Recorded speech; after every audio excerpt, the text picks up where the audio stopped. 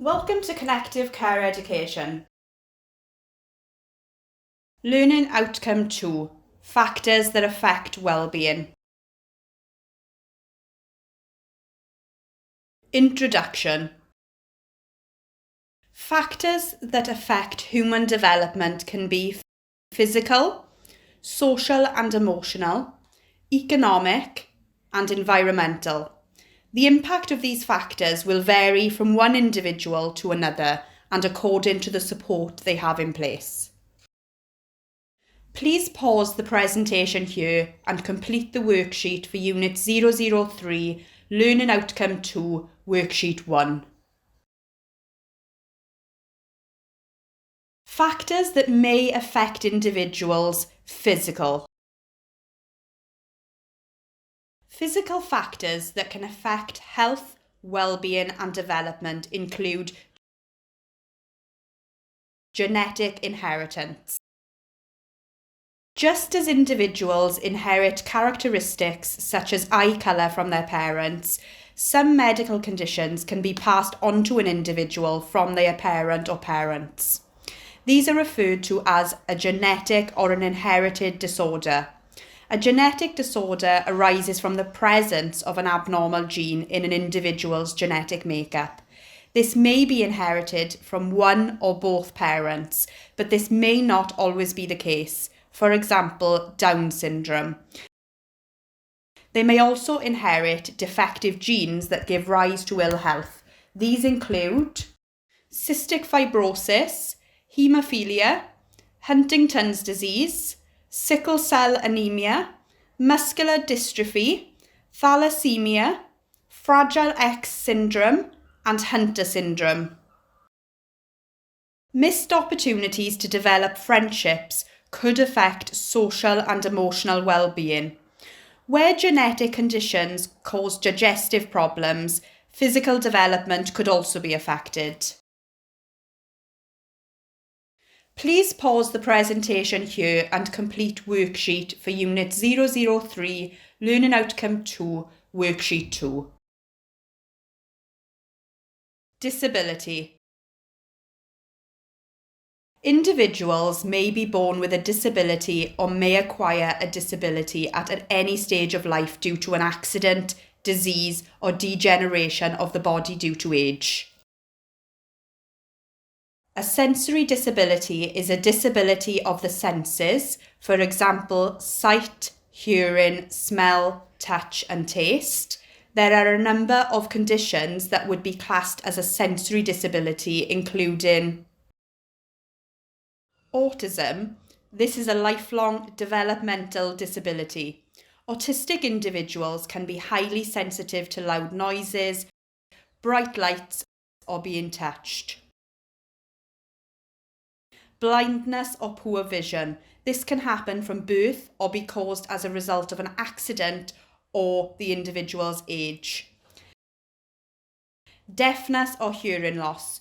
This can happen from birth or be caused by an accident or as the individual's age. Anosmia. This is the loss of a sense of smell and can be caused by a head injury or infection.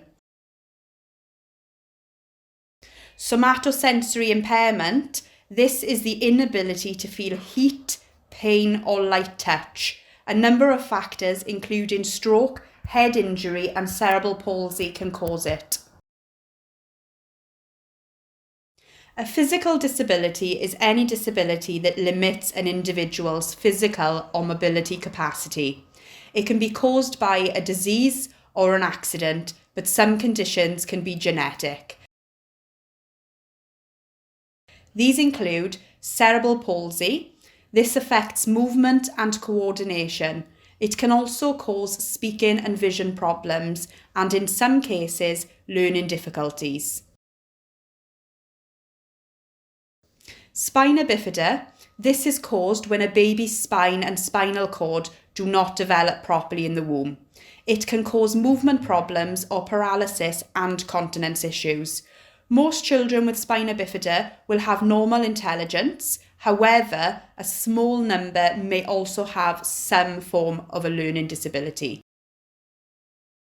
Multiple sclerosis. This can affect the brain and/or the spinal cord. This can lead to problems with vision and balance and problems with arm and leg movements. It can also affect an individual's ability to think, learn and plan. Muscular dystrophy. This is a muscle wasting disease and gets worse over time. This can cause difficulty walking and issues with breathing and swallowing. Dwarfism. This is characterized by restricted growth and can also cause other problems such as bowed legs or curved spine. A learning disability affects how an individual learns new things throughout their lifetime.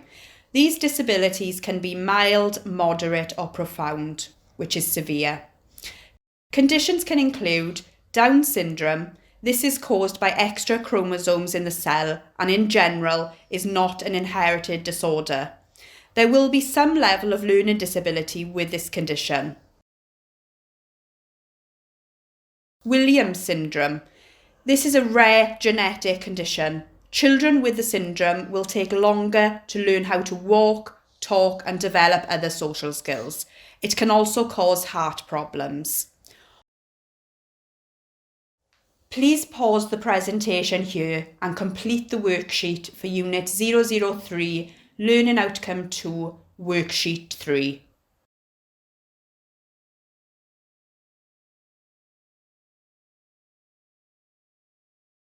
Diet and nutrition. A good diet has a variety of benefits, including increased energy, improved mood, helping you to maintain a healthy weight, better sleep quality, clearer skin, a lowered risk of chronic health conditions such as heart disease, stroke and cancer. Hydration. The body uses water in all its cells, organs and tissues. We lose water through breathing, sweating and digestion. Rehydration replaces the water we lose and has the following important benefits. It helps to stop your mouth from being dry, which can cause bad breath. It promotes good cardiovascular health. It helps to regulate the body temperature. Lubricates joints and helps muscles work more efficiently, and it helps the kidneys clear waste from your blood. Breastfeeding. Studies have found that breastfeeding for the first 6 months of life gives a baby the best start in life. The health and developmental benefits for babies include a reduced risk of infection, a reduced risk of diarrhea and vomiting, a reduced risk of sudden infant death syndrome, a reduced risk of childhood leukemia, a reduced risk of obesity, and a reduced risk of cardiovascular disease in adulthood. Breastfeeding also has a number of health benefits for the mother. A reduced risk of breast cancer and ovarian cancer, a reduced risk of osteoporosis, a reduced risk of cardiovascular disease, and a reduced risk of obesity. It is recommended that babies who are only given breast milk in the first 6 months of life should also be given a daily supplement of vitamin D. Weaning. In the first 6 months of life, babies will only need breast milk or formula. After this, foods should be introduced gradually to prevent the risk of allergies. Foods that need to be introduced one at a time can include cow's milk, eggs, foods that contain gluten such as wheat, barley and rye, foods which contain nuts and seeds, and fish and shellfish. Physical activity.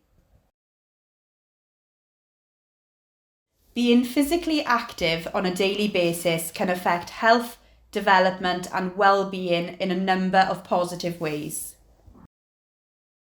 Adults.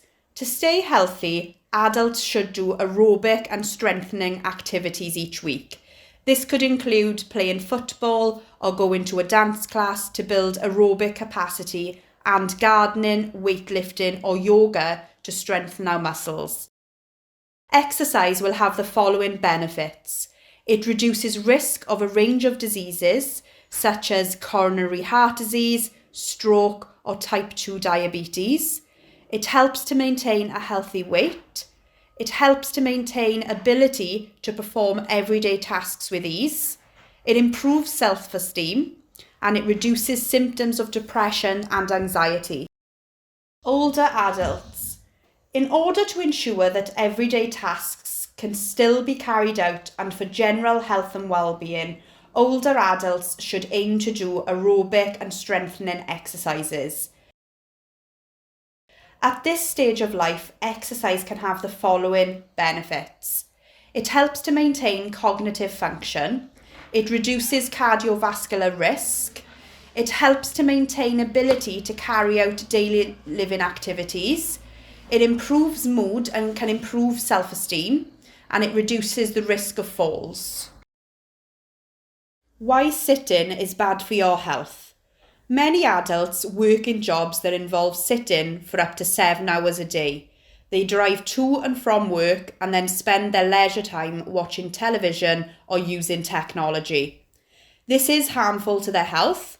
Sitting for long periods can slow the metabolism, which can lead to the body being unable to regulate blood sugar, leading to type 2 diabetes, regulate blood pressure, leading to cardiovascular disease, and break down body fat, leading to obesity. Experience of illness and disease. There are a number of illnesses that can affect an individual's health and well-being. These include congenital heart defects, asthma, cystic fibrosis, celiac disease, Crohn's disease, and long-term kidney disease. In some cases, health can be affected either by the illness or by the medications which are used to treat the illness. This may restrict opportunities to partake in physical activities. Pain and frequent visits to the hospital could also affect mental health.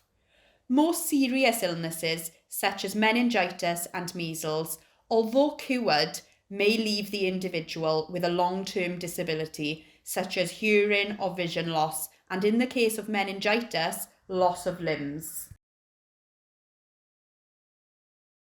Please pause the presentation here and complete worksheet for Unit 003, Learning Outcome 2, Worksheet 4.